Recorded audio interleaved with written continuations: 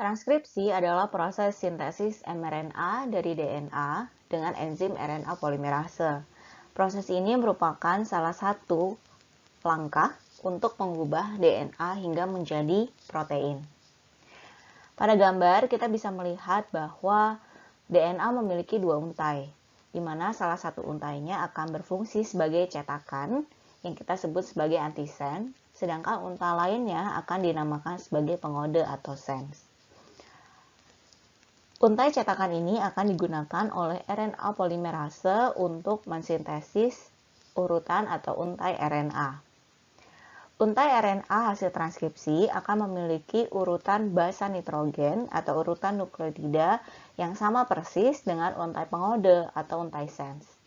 Namun di sini kita bisa melihatnya dari perbedaan basa nitrogen, di mana timin akan digantikan dengan urasil.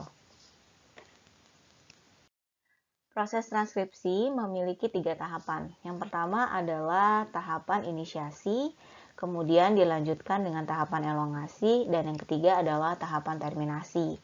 Kita bisa melihat pada gambar urutan-urutannya. Akan selalu diawali dengan inisiasi, di mana di area promotor RNA polimerase akan menempel. Kemudian proses transkripsi akan diawali dengan start point atau start codon. Setelah itu akan dilanjutkan dengan proses elongasi, di mana pada proses inilah untai RNA akan disintesis dengan menggunakan RNA polimerase. Proses terminasi terjadi ketika RNA polimerase sudah masuk ke daerah terminator, sehingga hasil akhir dari proses transkripsi adalah untai RNA. Terdapat perbedaan sebenarnya pada proses transkripsi yang ada di eukariot dan prokariot. Untuk organisme prokariot, maka hasil dari proses transkripsi adalah RNA. Sedangkan pada organisme eukariotik, maka hasil dari transkripsi adalah pre-mRNA, di mana memerlukan modifikasi atau proses lanjutan.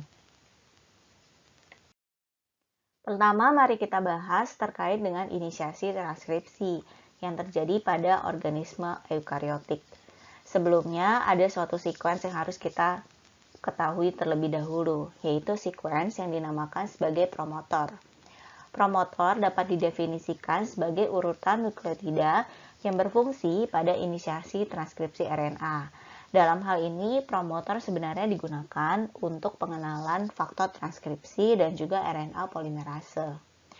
Pada organisme eukariotik, promotor memiliki urutan nukleotida TATA, atau kita bisa menyebutnya sebagai kotak tata. Mari kita lihat pada gambar di samping. Garis yang berwarna biru tua ini adalah untai DNA yang nantinya akan disintesis menjadi RNA. Sebelumnya akan terdapat area yang disebut sebagai promotor. Pada area inilah nanti RNA polimerase akan berikatan. Bagaimana protein, transkripsi faktor, dan juga RNA polimerase bisa mengenali area promotor adalah karena keberadaan kotak tata ini atau yang kita sebut sebagai tata box. Kita bisa melihat urutan yang ada itu adalah kombinasi dari basa adenin dan basa timin. Kotak tata sendiri berada sekitar 25 nukleotida sebelum kodon inisiasi atau yang kita sebut sebagai start codon. Proses inisiasi akan dilanjutkan ketika beberapa protein yang merupakan faktor transkripsi akan mengikat pada bagian promotor, terutama di bagian kotak tata. Dengan terikatnya protein faktor transkripsi ini, maka nanti RNA polimerase dapat berikatan dengan promotor. Pengikatan RNA polimerase juga akan diikuti dengan pengikatan dari protein-protein transkripsi lainnya, sehingga akan terbentuk yang kita sebut sebagai kompleks inisiasi transkripsi. Dengan adanya kompleks ini, maka nanti RNA polimerase akan membuka untai ganda pada DNA dan mulai melakukan transkripsi menggunakan untai cetakan sebagai templatenya. Sintesis RNA sendiri terjadi pada arah dari ujung 5 ke ujung 3. Langkah selanjutnya adalah elongasi dan terminasi, di mana pada elongasi dapat didefinisikan sebagai penambahan untai nukleotida RNA. Penambahan untai nukleotida selalu terjadi di ujung 3, sehingga arah sintesis RNA adalah dari arah ujung 5 ke ujung 3. Peristiwa ini akan dibantu dengan enzim yang kita sebut sebagai RNA polimerase, di mana kecepatan elongasinya adalah sekitar 40 nukleotida per detik. Tahap yang terakhir adalah tahapan terminasi, di mana terdapat perbedaan untuk proses terminasi yang terjadi pada organisme prokaryotik dan eukaryotik. Pada organisme prokaryotik, terminasi terjadi pada area yang kita sebut sebagai terminator dan tidak akan diikuti dengan modifikasi lanjutan. Hal ini berbeda jika kita melakukan terminasi pada organisme eukaryotik, di mana ketika mencapai area terminator, maka RNA polimerase akan mensintesis sekuen yang kita sebut sebagai sinyal poliadenilasi. Berikut adalah sekuensnya, yaitu AAUAAA, di mana untai pre-RNA kemudian akan terlepas dari RNA polimerase setelah 30-35 sekuens nukleotida dari si sinyal poliadenilasi ini.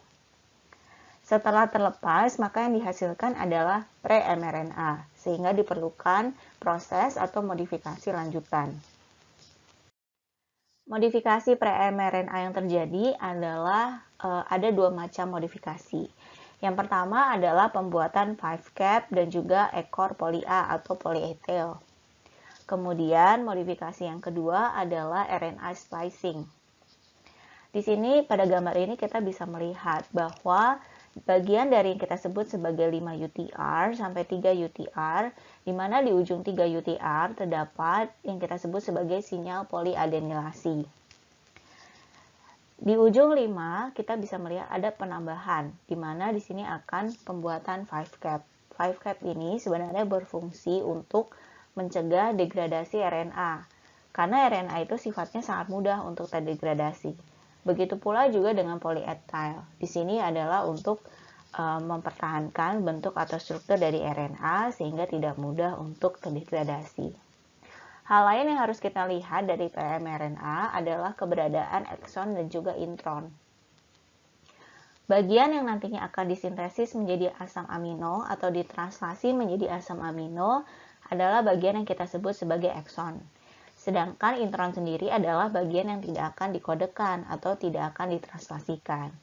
Sehingga bagian intron ini harus dihilangkan. Nah, proses inilah yang kita sebut sebagai proses splicing. Proses splicing akan dibantu oleh protein yang disebut sebagai spliosome. Kita bisa melihat bahwa setelah proses splicing ini, maka akan dihasilkan mRNA, di mana mRNA inilah yang nanti akan dibawa ke bagian sitosol dan ditranslasikan dengan menggunakan bantuan dari ribosom. Kita bisa lihat di sini bahwa ekson ada pada kodon 1-30 dilanjutkan dengan sequence nomor 31-104. Sehingga nanti bagian ekson itu adalah dari sequence nomor 1-146. Sedangkan karena proses splicing, maka bagian intron akan hilang. Demikian untuk materi hari ini. Semoga materi tentang transkripsi ini bisa bermanfaat bagi teman-teman semua. Untuk referensi pada bahan ajar ini, kami menggunakan buku Biology A Global Approach, karangan Campbell dan kawan-kawan yang diterbitkan di tahun 2018 oleh penerbit Pearson. Selain itu, kami juga menggunakan buku Biology A Introduction, karangan dari Tortora dan kawan-kawan yang diterbitkan di tahun 2018 oleh penerbit Pearson. Kami juga menggunakan buku biologi untuk SMA dan MA kelas 12, karangan Irang Nitias, yang diterbitkan di tahun 2018 oleh penerbit Erlangga. Terima kasih sudah melihat materi ajar ini. Semoga materi yang ada bisa bermanfaat untuk kalian semua. Dan sampai jumpa pada video-video berikutnya.